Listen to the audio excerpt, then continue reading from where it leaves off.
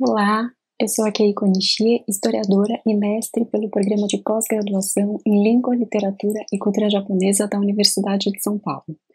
No mestrado, eu desenvolvi uma pesquisa sobre a arte Kogi no contexto da reabertura do Japão para as relações internacionais na segunda metade do século XIX.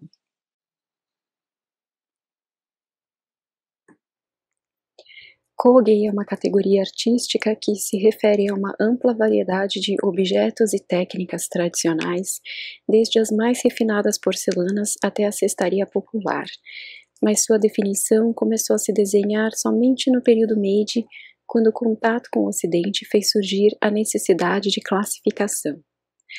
No Brasil, chamamos esses objetos genericamente de artesanato, mas essa tradução sempre me incomodou um pouco porque o artesanato não é muito valorizado por aqui, enquanto o kogi tem um sentido mais nobre para os japoneses, equiparável às belas artes na cultura europeia. Então, para entender o significado de kogi para os japoneses, eu comecei a pesquisa com uma investigação sobre a função social da arte no período anterior à abertura dos portos, que foi por volta de 1850. Eu buscava um Japão ainda não contaminado pelas ideias estrangeiras. E o que me levou a essa apuração foi o encontro com o seguinte artefato.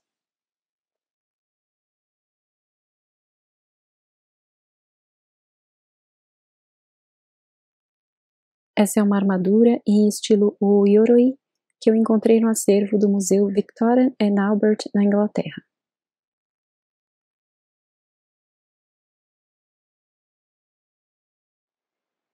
Eu estava no início da pesquisa e seguia o rastro de um viajante inglês, o cônsul Rutherford Alcock, que havia sido representante britânico nas negociações pela retomada das relações comerciais com o Japão.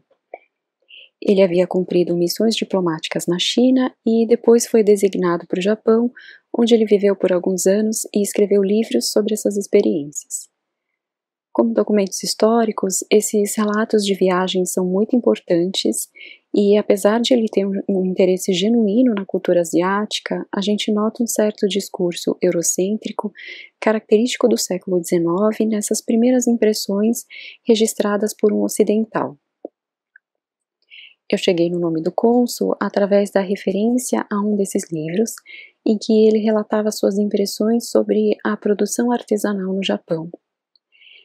E aí, sabendo que o Museu Victoria and Albert tinha alguns objetos trazidos por esse embaixador, eu coloquei o nome dele na busca por palavra-chave no site, e essa armadura foi um dos resultados que apareceram para mim. De acordo com a catalogação do museu, a armadura foi encomendada pelo shogun Tokugawa Iemochi ao artífice Maneharu, junto com outros objetos artísticos para ser enviado como um presente à Rainha Vitória, para celebrar a assinatura do Tratado de Edo em 1859.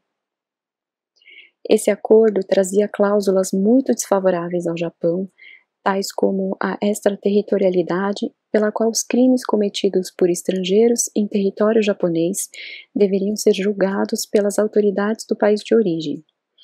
Ou seja, soava como uma garantia de impunidade a atos praticados contra os japoneses em seu próprio território. Dessa forma, as negociações para a assinatura desse tratado aconteceram em meio a um clima de hostilidade e má vontade mesmo. Pessoalmente, a minha impressão era de que esse gesto de presentear a Rainha Vitória com um traje de guerra continha uma mensagem ambígua. De um lado, a afirmação de uma alta cultura no Japão, evidente ali na sofisticação artística da armadura, e de outro, a existência de uma tradição guerreira que tornava esse presente um pouco ameaçador. Essa minha suspeita se confirmou em parte porque a hostilidade do shogun era justificada. A exigência das potências marítimas estrangeiras pela abertura dos portos tinha sido marcada por uma postura bem agressiva e um método que ficou conhecido como a diplomacia das canhoneiras, que consistia na exibição ostensiva de poderio bélico na forma de navios de guerra armados. A silhueta dessas embarcações no horizonte, os kurofune ou barcos negros, soltando grandes quantidades de fumaça escura, era uma imagem muito temida pelos japoneses. E o shogunato, que já vinha sofrendo com a insatisfação popular relacionada a crises internas, ficou totalmente desmoralizado depois de ceder às pressões estrangeiras. O shogun Iemochi, que era muito jovem durante todos esses acontecimentos, faleceu repentinamente em 1866, dando origem a uma crise de sucessão que culminou na restauração Meiji, quando o poder voltou às mãos da família imperial.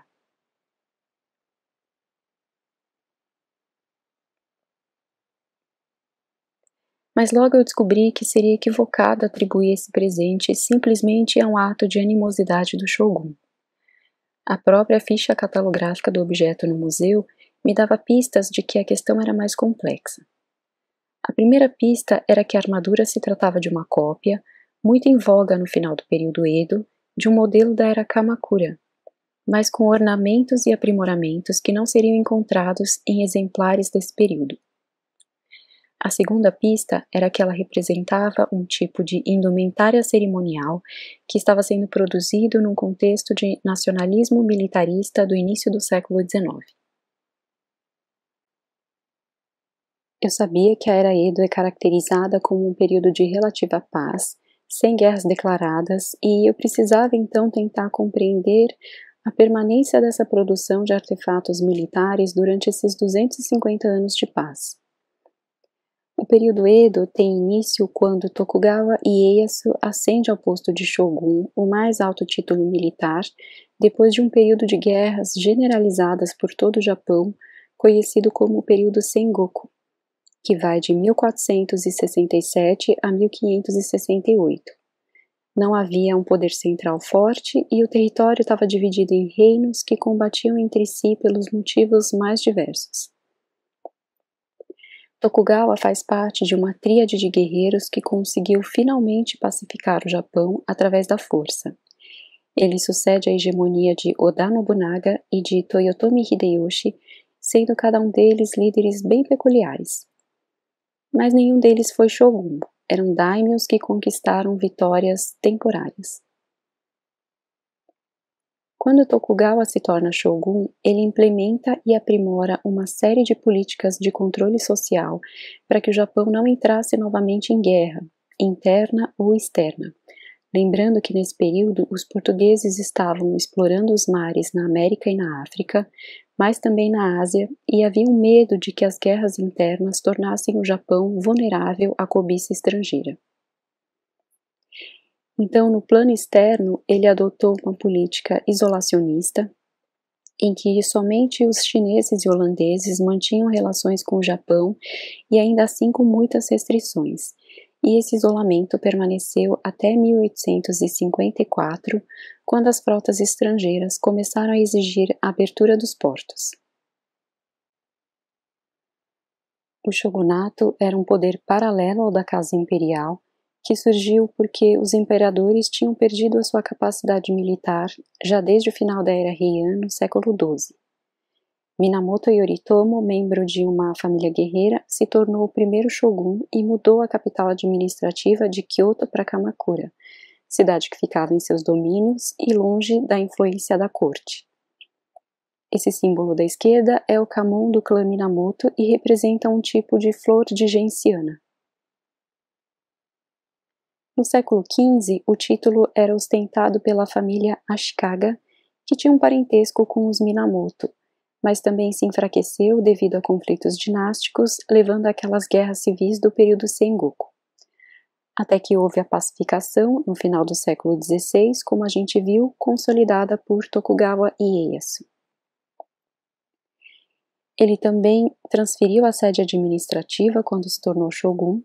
A capital passou a ser Edo, que na época era só um vilarejo de pescadores e hoje corresponde à cidade de Tóquio. O símbolo da esquerda é o Kamon do clã Tokugawa e representa as folhas de uma espécie de gengibre silvestre. Então, o shogunato, tanto no século XII quanto no XVII, era um título baseado na hegemonia militar e não numa origem divina, como era o caso da aristocracia imperial. Por esse motivo, durante a Era Edo, o shogun e a classe guerreira como um todo foi desenvolvendo um desejo por outro tipo de legitimidade, não mais proveniente da força, mas relacionado à civilidade e à cultura. Aquela antiga capacidade de defender os territórios e o Japão em geral foi dando lugar às habilidades administrativas e diplomáticas.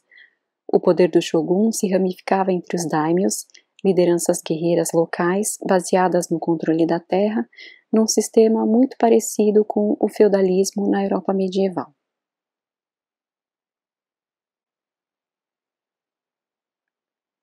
Essa cultura guerreira do período Edo tem justamente como referência a Era Kamakura, período de preeminência dos Minamoto que vai de 1192 a 1333. Se o período Heian é considerado clássico para a aristocracia, Kamakura é considerada a Era de Ouro para a cultura guerreira, para os samurais. Essa relação pode ser claramente observada na indumentária guerreira. As armaduras dos samurais de alta hierarquia da Era Kamakura eram muito luxuosas e artisticamente trabalhadas, muito pesadas, principalmente se a gente comparar com as armaduras de períodos posteriores. E isso tem uma explicação tática. No período Kamakura, as representações mostram os guerreiros montados a cavalo e usando arco e flecha. As armaduras precisavam ser mais efetivas contra flechadas, afinal de contas, estar sobre o cavalo tornava o guerreiro um alvo mais fácil, e ao mesmo tempo o peso não era um problema porque o animal era quem carregava. Eu trouxe como exemplo esse biombo que representa um episódio da Batalha de Yashima em 1185, em que o clã Minamoto derrotou o clã Taira e conquistou a hegemonia, dando início ao shogunato do século XII. Eu acho que a imagem não tá lá essas coisas, mas eu espero que vocês possam ver os guerreiros montados a cavalo e armados com arco. Já as batalhas da era Muromachi, que inclui o período Sengoku, e da era Azuchi Momoyama, envolviam um grande número de soldados e a luta era corpo a corpo. Então, as armaduras eram simplificadas, muito mais leves e permitiam maior mobilidade. Esse era um estilo de guerra menos bonito, era um combate violento com espadas, muito diferente daquela silhueta elegante dos arqueiros. Essa é uma pintura da Batalha de Sekigahara em 1600, em que os partidários de Toyotomi Hideyoshi, já morto, foram derrotados pelas tropas de Tokugawa, dando início ao processo que tornaria Ieyasu shogun. Esse biombo é a cópia de um original que não foi localizado. A técnica é bem mais modesta que a do biombo anterior, não tem as aplicações de ouro, e percebam que é um número muito maior de guerreiros, porém poucos deles estão a cavalo e a indumentária é bem mais precária. Alguns desses soldados a pé, os ashigaru, estão calçando sandálias de palha. Então eram exércitos bem massificados.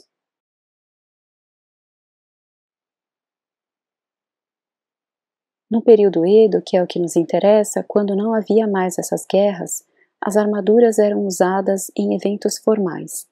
E na impossibilidade de guerrear entre si, os daimyos praticavam uma outra forma de competição social, que era ostentar o bom gosto e a erudição recorrendo a referenciais históricos. Então as armaduras encomendadas por daimyos da era Edo eram geralmente cópias do estilo O-Yoroi da era Kamakura, mas com muitas adaptações, mais flexíveis, materiais mais leves, já que não seria necessário protegê-los de um ataque inimigo. As cópias de modelos da era Muromachi e Azuchi Momoyama também continuaram a ser fabricadas, mas geralmente em homenagem a algum antepassado específico que tivesse uma história heróica e não eram tão artísticas quanto aquelas do período Kamakura. O exemplar que Tokugawa Iemochi enviou de presente à Rainha Vitória era justamente um representante do estilo O-Yoroi, produzido no período Edo, mas inspirado em Kamakura.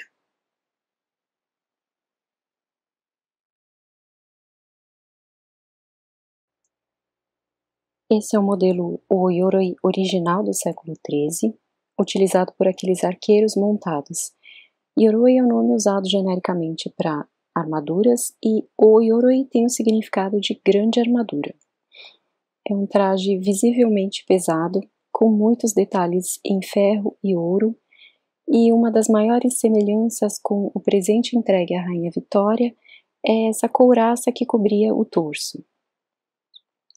Essa peça é chamada de tsurubashiri, é feita de couro de veado extremamente macio e leva esse desenho de leões e peônias que é indicativo de nobreza. Tsurubashiri é um elemento que servia para proteger o fio do arco das peças de metal da armadura. Então ele cobria a parte metálica do tórax, evitando que o fio se partisse no momento do tiro. Essa técnica de ornamentação sobre couro de veado se chama inden e sobrevive até os dias de hoje. É usada principalmente para a fabricação de bolsas, carteiras, e acredita-se que durante o período Muromachi essa arte tenha sido patrocinada por Takeda Shingen, um famoso daimyo da região de Kosho. Bom, e aqui ao lado um exemplar mais recente, do período Momoyama, o período dos combates violentos corpo a corpo. Essa armadura é chamada de Tosei Gusuku, que tem o sentido de armadura moderna. Acho que dá para perceber que ela é mais simplificada e até um pouco sóbria. Não tem aqueles detalhes em ouro, é mais ajustada e oferecia maior mobilidade para esse tipo de luta, com os pés no chão. Já as cópias produzidas durante o período Edo receberam muitas adaptações estruturais, tais como a substituição dos elementos de ferro pelo couro revestido de laca, que tornava as peças rígidas, porém leves. Elas quase não tinham efetividade como proteção e nem seria necessário, já que não eram utilizadas em batalhas.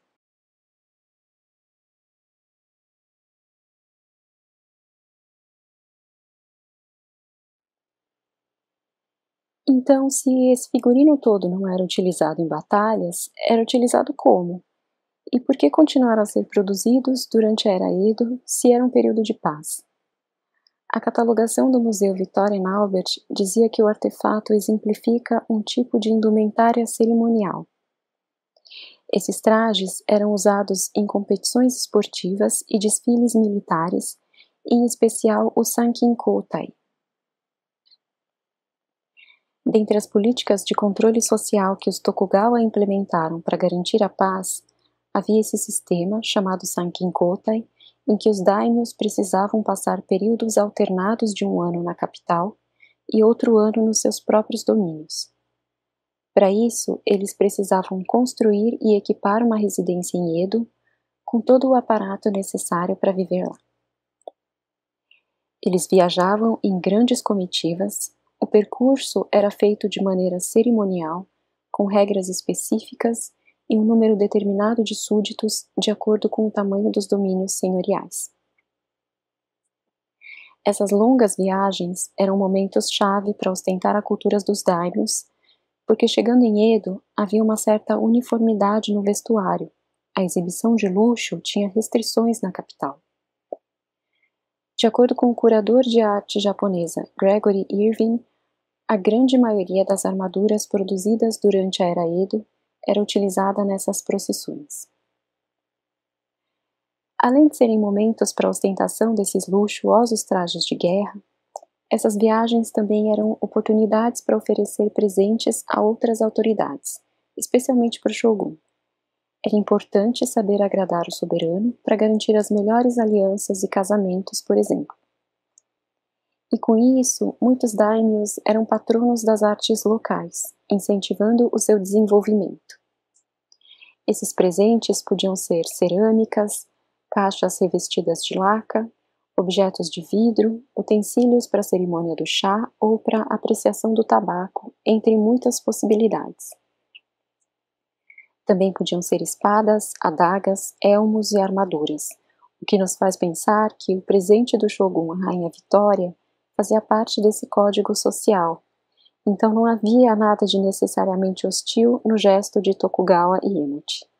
Os presentes eram uma forma de reconhecer a autoridade de outro governante.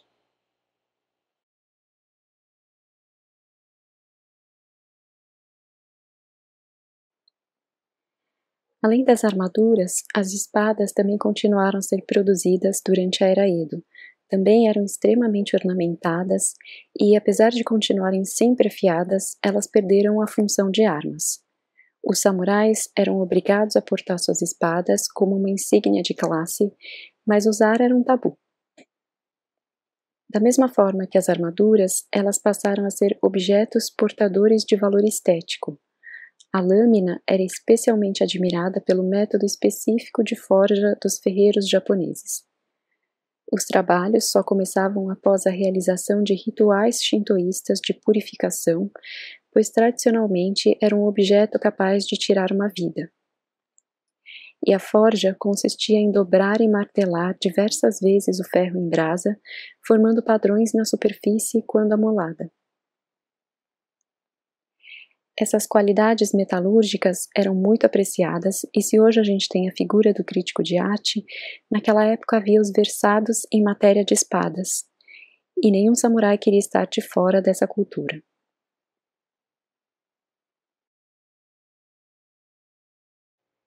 Esses objetos que se parecem com uma fechadura são chamados de tsuba e serviam de arremate entre lâmina e cabo da espada. Vocês podem ver que são objetos bastante ornamentados, é um trabalho de joalheiro mesmo, e hoje são muito valorizados por colecionadores em todo o mundo. Todos os elementos de uma espada podiam ser desmontados e substituídos por outros, de acordo com a ocasião, a estação do ano ou a posição do portador. Alguns pesquisadores consideram que essa apreciação, codificação e reflexão teórica tanto das qualidades da lâmina quanto dos outros elementos que fazem parte da montagem das espadas só se tornou possível, paradoxalmente, em um período de paz.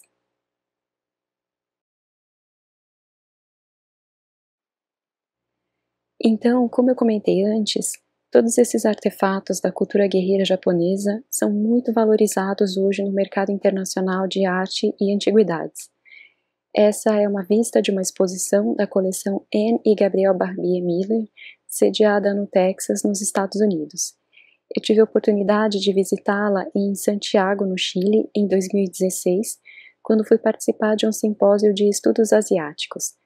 Foi uma coincidência porque eu tinha acabado de cursar o primeiro semestre do mestrado e nem fazia ideia que a minha pesquisa trilharia esse caminho, porque eu nunca fui particularmente entusiasta da cultura samurai.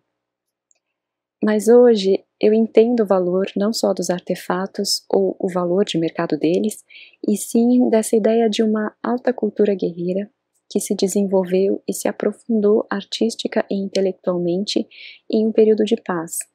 E mais que isso, paradoxalmente, ela fazia parte de uma sociedade que prezava realmente a manutenção da paz. Em outras palavras, não se tratava de uma mera perfumaria para dignificar um poder político adquirido pela hegemonia militar. Se num primeiro momento eles não queriam ser vistos como governantes grosseiros e por isso buscavam certos refinamentos, aos poucos esse interesse pelas artes da paz se tornou genuíno. Eles queriam ser legítimos merecedores desse poder, não só aos olhos dos outros, mas de si próprios.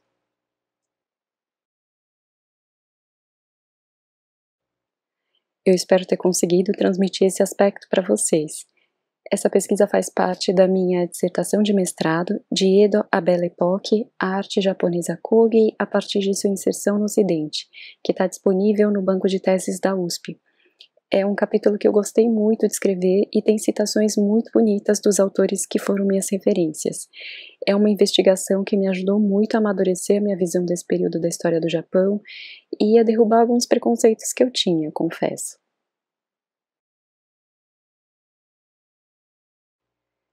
Para finalizar, eu quero agradecer a organização do sexto colóquio do Núcleo de Estudos Japoneses. Foi muito desafiador gravar essa apresentação. Agradeço também a todos que se interessaram pelo tema e estão acompanhando. Se alguém tiver identificado alguma imprecisão, eu peço desculpas. Essas são as minhas informações de contato e o título da minha dissertação. Obrigada.